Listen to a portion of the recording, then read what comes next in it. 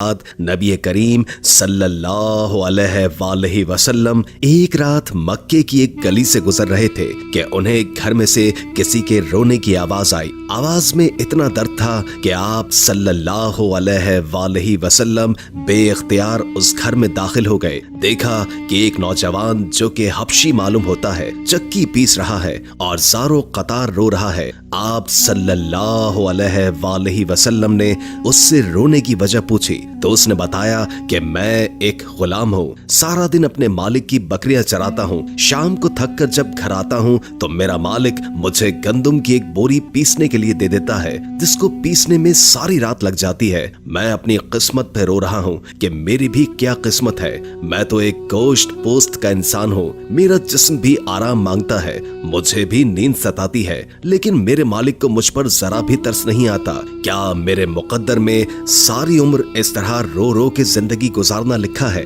نبی کریم صلی اللہ علیہ وآلہ وسلم نے فرمایا کہ میں تمہارے مالک سے کہہ کر تمہاری مشقت تو کم نہیں کروا سکتا کیونکہ وہ میری بات نہیں مانے گا۔ ہاں میں تمہاری تھوڑی مدد کر سکتا ہوں کہ تم سو جاؤ اور میں تمہاری جگہ چکی پیستا ہوں۔ وہ غلام خوش ہوا اور شکریہ ادا کر کے سو گیا۔ آپ صلی اللہ علیہ وآلہ وسلم اس کی جگہ چکی پیستے رہے۔ جب گندم ختم ہو گئی تو آپ صلی اللہ علیہ وآلہ وسلم اسے جگائے بغیر واپس تشریف لے آئے۔ دوسرے دن آپ صلی اللہ علیہ وآلہ وسلم وہاں تشریف لے گئے اور اس غلام کو سلا کر اس کی جگہ چکی پیستے رہے۔ تیسرے دن بھی یہی ماجرا ہوا۔ آپ اس غلام کی جگہ ساری رات چکی پیستے اور صبح خاموشی سے اپنے گھر میں تشریف لے آتے۔ چوتھی رات جب آپ وہاں گئے تو اس غلام نے کہا، اے اللہ کے بندے، آپ کون ہیں اور میرا اتنا خیال کیوں کر رہے ہیں؟ ہم غلاموں سے نہ تو کسی کو کوئی ڈر ہوتا ہے اور نہ ہی کوئی فائدہ، تو پھر آپ یہ سب کچھ کس لیے کر رہے ہیں؟ آپ صلی اللہ علیہ وآلہ وسلم نے فرمایا، میں یہ سب کچھ انسانی ہمدردی کے تحت کر رہا ہوں، اس کے علاوہ مجھے تم سے کوئی غرض نہیں۔ اس غلام نے کہا کہ آپ کون ہیں؟ نبی کریم صلی اللہ علیہ وآلہ وسلم نے فرمایا، کیا تمہیں معلوم ہے کہ مکے میں ایک شخص نے نبوت کا دعویٰ کیا ہے؟ اس غلام نے کہا، ہاں میں نے سنا ہے کہ ایک شخص جس کا نام محمد ہے اور اپنے آپ کو اللہ کا نبی کہتا ہے۔ آپ صلی اللہ علیہ وآلہ وسلم نے فرمایا کہ میں وہی محمد ہوں۔ یہ سن کر اس غلام نے کہا کہ اگر آپ وہ نبی ہیں تو مجھے اپنا کلمہ پڑھائیے، کیونکہ اتنا شفیق اور مہربان کوئی نبی ہی ہو سکتا ہے جو غلاموں کا بھی اس قدر خیال رکھے۔ آپ صلی اللہ علیہ وآلہ وسلم نے انہیں کلمہ پڑھا کر مسلمان کر دیا۔ پھر دنیا نے دیکھا کہ اس غلام نے کتنی تکالیف اور مشقتیں برداشت کی، لیکن دامن مصطفیٰ نہ چھوڑا۔ انہیں جان دینا تو گوارا تھا، لیکن اتنے شفیق اور مہربان نبی کا ساتھ چھوڑنا گوارا نہیں تھا۔ آج دنیا انہیں بلال حبشی رضی اللہ تعالی عنہ کے نام سے جانتی ہے۔ نبی کریم صلی اللہ علیہ وآلہ وسلم کی ہمدردی اور محبت نے انہیں آپ کا بے لوث غلام بنا کر رہتی دنیا تک مثال بنا دیا۔ حضور صلی اللہ علیہ وآلہ وسلم کے وصال کے بعد سیدنا بلال حبشی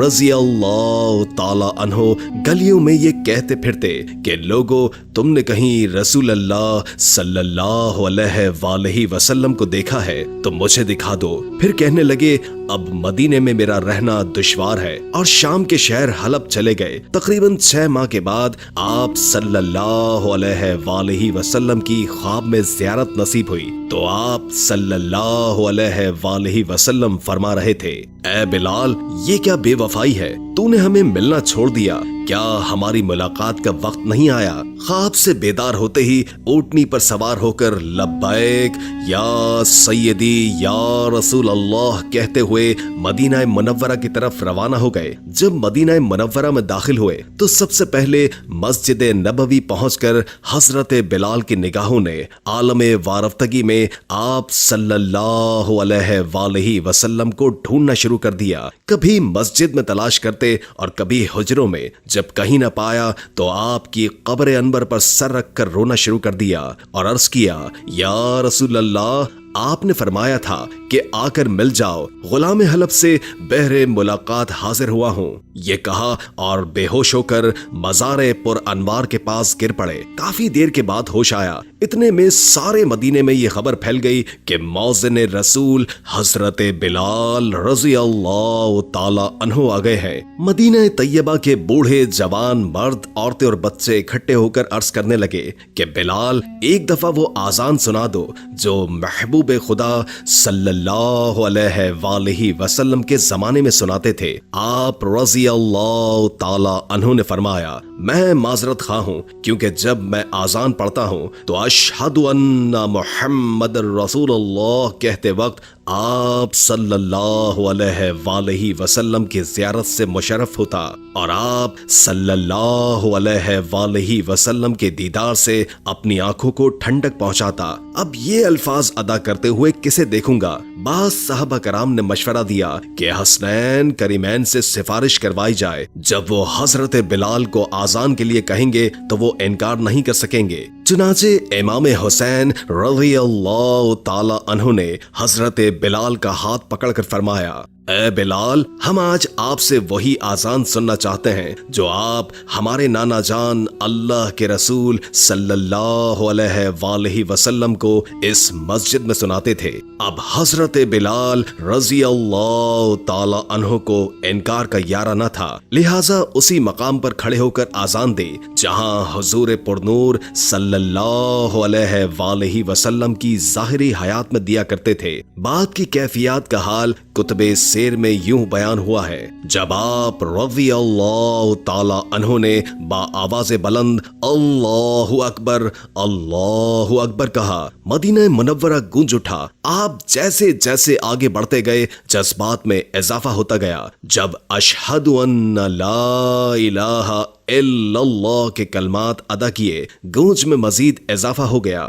جب اشہد ان محمد رسول اللہ کے کلمات پڑھے تو تمام لوگ حتیٰ کہ پردہ نشین خواتین بھی گھروں سے باہر نکل آئی۔ رقت و گریہ زاری کا عجیب عالم تھا۔ لوگوں نے کہا رسول خدا صلی اللہ علیہ وآلہ وسلم تشریف لے آئے ہیں۔ آپ صلی اللہ علیہ وآلہ وسلم کے وصال کے بعد مدینہ منورہ میں اس دن سے زیادہ رونے والے مرد و زن نہیں دیکھے گئے۔ علامہ اقبال رحمت اللہ تعالی علیہ آذان بلال رضی اللہ تعالی عنہ کو ترانہ عشق قرار دیتے ہوئے فرماتے ہیں، آذان ازل سے تیرے عشق کا ترانہ بنی، نماز اسی کے نظارے کا ایک بہانہ بنی۔ عاشق زلف رسول صلی اللہ علیہ وآلہ وسلم سیدنا حضرت بلال حبشی کائنات کی وہ پہلی عظیم و مقدس ہستی ہیں جن کو دنیا کے پہلے مؤذن ہونے کا اعلیٰ شرف حاصل ہوا۔ اللہ کے رسول نے خود ارشاد فرمایا کہ بلال کس قدر اچھا آدمی ہے، وہ تمام مؤذنوں کا سردار ہے۔ آپ کے والد رباح اور والدہ حمامہ عرب کے ایک قبیلے کے غلام تھے۔ یہ سرزمین عرب کا وہ تاریک دور تھا جب انسان اخلاقی پستیوں کی گہرائیوں میں گرا ہوا تھا اور اس پر گمراہی مسلط تھی، اور اس دور جہالت میں سب سے مظلوم طبقہ غلاموں کا تھا، جسے بنیادی انسانی حقوق تو ملنا بہت دور کی بات، سکون سے اپنی زندگی گزارنے کا بھی حق نہیں تھا۔ سیدنا حضرت بلال امیہ بن خلف کے غلام تھے۔ وہ اپنے آقا کی بکریاں چرانے پہاڑوں پر جایا کرتے تھے، اور ایک دن آپ کا گزر غار حرا کی طرف سے ہوا جہاں رسول کریم صلی اللہ علیہ وآلہ وسلم اپنے یار غار سیدنا حضرت ابو بکر صدیق کے ساتھ تشریف فرما تھے۔ اللہ کے رسول غیب داں نے اس حبشی نوجوان کو دیکھا تو اپنے پاس بلا کر فرمایا، میں اللہ کے رسول ہوں، تمہاری اسلام کے متعلق کیا رائے ہے؟ سیدنا حضرت بلال حبشی تو رسول کریم کی ذات سے پہلے ہی متاثر ہو چکے تھے۔ پھر آقائے کونین کا دلکش انداز گفتگو تو حضرت بلال کے منہ سے نکلا، میں آپ کے دین کو اچھا پاتا ہوں۔ یہ کہہ کر حضرت بلال واپس لوٹ گئے، مگر ان کا دل وہیں حضور کی طرف رہ گیا۔ دوسرے دن پھر بکریوں کو وہیں لے کر پہنچے۔ نبی کریم صلی اللہ علیہ وآلہ وسلم کی اور سادہ باتیں سنی تو دل اور بھی بے قرار ہو گیا۔ जो सच्चाई आपके कल्ब पर इस्लाम की सूरत में पहले ही वदियत कर दी थी, वो दीन इस्लाम की सूरत में सामने आ गई और आपने इस्लाम की पुकार पर लब्बैक कहते हुए कलमा शहादत पढ़ा, हुजूर की गुलामी की सनद हासिल फरमाई, आपके मुरीद होकर इस्लाम की दौलत से माला माल हो गए। उस वक्त सैयदना हजरत बिलाल की उम्र मुबारक 28 बरस थी। आप उन पहले 7 खुश नसीबों में से हैं जिनके लिए इस्लाम ने अपने दरवाजे खोल दिए। ये इस्लाम का अव्वलीन दौर था। हुजूर पाक अल्लाह के हुक्म से फिलहाल राजदारी से इस्लाम की तबलीग फरमा रहे थे, लेकिन इस्लाम का मुनफरिद और पाकीज़ा रंग ज्यादा अरसे तक कुफ्फार मक्का से पोशीदा न रह सका।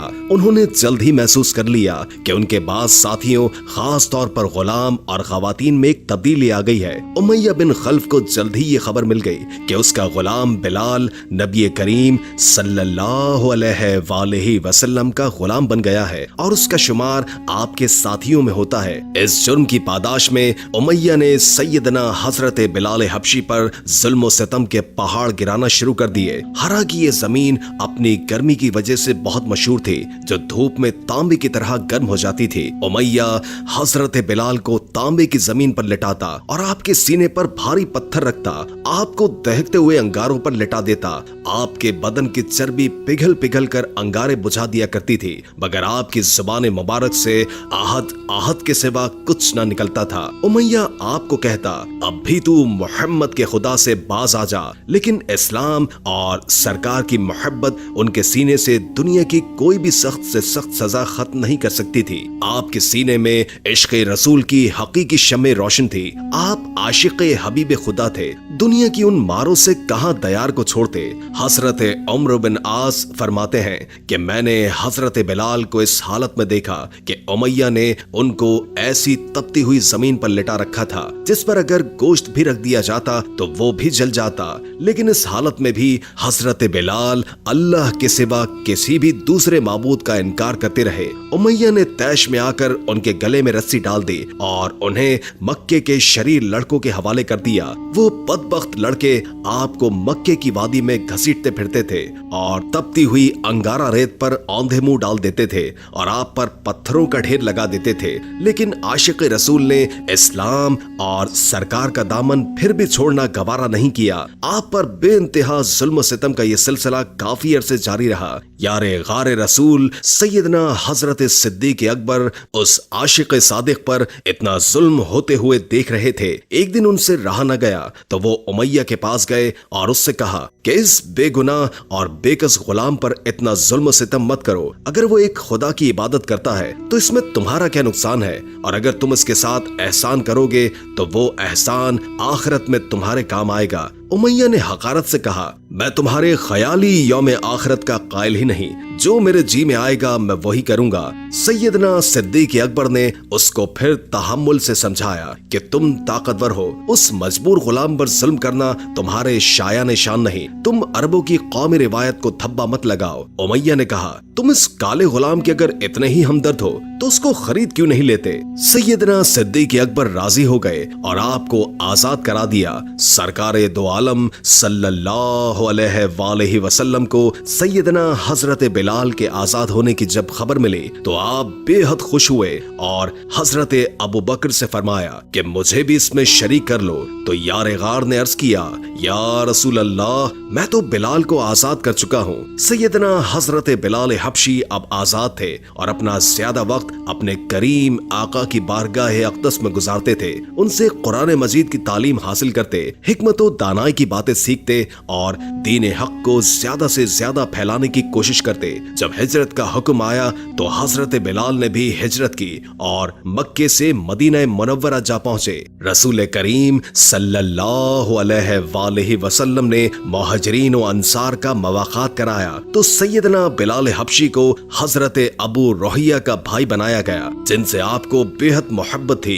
फिर जब मदीना मुनव्वरा में इस्लामी हुकूमत की दागपेल डाली गई तो 1 साल के बाद ये सवाल उठा कि लोगों को नमाज के लिए बुलाने के लिए कौन सा अंदाज अपनाया जाए। लोगों ने मशवरा दिया कि हर नमाज के बाद परचम बुलंद कर दिया जाए, कुछ ने कहा नाकूस बजाया जाए, कुछ लोगों की तजवीज थी कि आग नमाज के वक्त जलाई जाए और जिसे लोग देखकर नमाज की तरफ आ जाएंगे, और कुछ लोगों ने ये भी कहा कि एक आदमी लोगों के घरों में जाकर उनको नमाज के लिए बुलाया करे, इस तरह लोग नमाज के लिए आ जाएंगे। लेकिन अल्लाह के रसूल ने सब तरीकों को नापसंद फरमाया। अभी ये बहस जारी थी कि हजरत अब्दुल्लाह बिन जैद रजी अल्लाह ताला अन्हु हुजूर पाक की खिदमत अक़दस में हाजिर हुए और अर्ज किया कि मुझे ख्वाब में एक शख्स ने आजान के अल्फाज सिखाए हैं। ये कहकर उन्होंने वो कलमात दोहराए। हुजूर पाक ने वही इलाही के जरिए इन कलमात को पसंद फरमाया। सैयदना फारूक आजम ने भी इसी किस्म का ख्वाब देखा था, उन्होंने भी ख्वाब बयान कर दिया। सरकारे कौनैन ने सैयदना हजरत बिलाल को हुक्म फरमाया कि आजान दो, फिर आपने उनको आजान के कलमात सिखाए और उनको हिदायत फरमाई कि दोनों कानों में उंगली देकर आजान दो ताकि तुम्हारी आवाज बुलंद हो और दूर तक पहुंचे। चुनाचे मदीने की फजाओं में नगमा तौहीद बुलंद हुआ और सैयदना हजरत बिलाल हबशी को दुनिया इस्लाम के पहले मौज़िन रसूल होने का अजीम एजाज मिला। जब मस्जिद नबवी की तामीर हुई तो एक सिरे पर एक चबूतरा बनाकर उस पर छत डाल दी गई। उस जगह रसूल पुरनूर के अलावा वो सहाबी रहने लगे जो हम वक्त हुजूर पाक की खिदमत अक़दस में रहते थे और इल्म हासिल करते। उन मुक़द्दस असहाब को असहाबे सफा कहा जाता है। अरबी में सफा चबूतरे को कहते हैं और सैयदना हजरत बिलाल हबशी भी असहाबे सफा में से थे। सरकारे दो आलम के विसाल मुबारक के बाद आप शाम की जंगों में शिरकत के लिए चले गए। बैतुल मुक़द्दस की फतह में भी आप शरीक थे। 16 हिजरी में जब हजरत उमर शाम गए तो हजरत बिलाल ने जाबिया में उनका इस्तकबाल किया। क़िबला अव्वल पर तौहीद का परचम लहराने की खुशी में आपने वहां आजान दी। बाद में आप मदीना मुनव्वरा रवाना हो गए तो लोगों के इसरार पर शहजादगाने रसूल के हुक्म पर जब आपने मदीना मुनव्वरा में आजान दी तो औरतें घरों से बाहर निकल आई। हर तरफ कोहराम मच गया। आप मोहब्बत रसूल में बेहोश होकर गिर गए और बाद में मदीना मुनव्वरा छोड़ गए और वापस शाम चले गए। 20 हिजरी में आपका विसाल हुआ और आपको दमिश्क में बाबुल सगीर के करीब दफन किया गया। जब आपके विसाल की खबर फारूक आजम को मिली तो आप रोते रोते निढाल हो गए। आप रोते जाते थे और कहते जाते थे कि आह, हमारा सरदार बिलाल भी हमें जुदाई का दाग दे गया। आप वो आशिक रसूल थे, जब यार को देखा तो सब बर्दाश्त कर लिया मगर दामन मुस्तफा न छोड़ा।